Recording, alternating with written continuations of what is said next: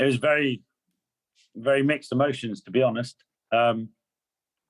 As Kaiser just said, getting the animals out was part of the mission, but it wasn't, the whole mission. The fact that I'd got the staff, into that airport, and they'd been turned around because we didn't have the correct paperwork because the rules had changed just 2 hours before, was absolutely heartbreaking.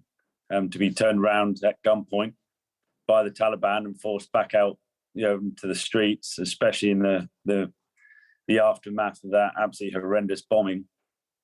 So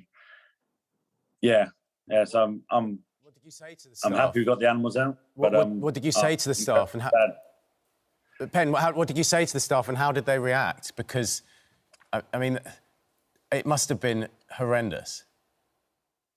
It was, yeah. I mean, as we left the airport, we were tear gassed.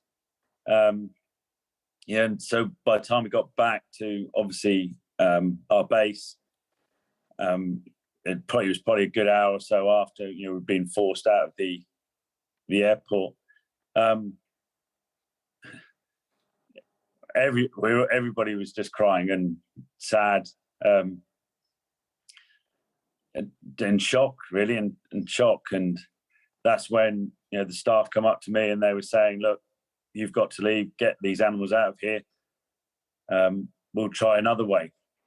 And that's when the realization came in that if I stayed any longer now, I'm just going to put them in more danger by being there. And it's one of the hardest decisions I've ever had to make in my life. But I realised there's no way I could get them into that airport now. Their paperwork, whilst the British government had obviously given them the correct paperwork, Joe Biden actually, because they, the Americans controlled the airport, Joe Biden had changed the rules on who could actually enter. So it overruled the paperwork that we were given by the British. And it was just absolutely heartbreaking, totally heartbreaking.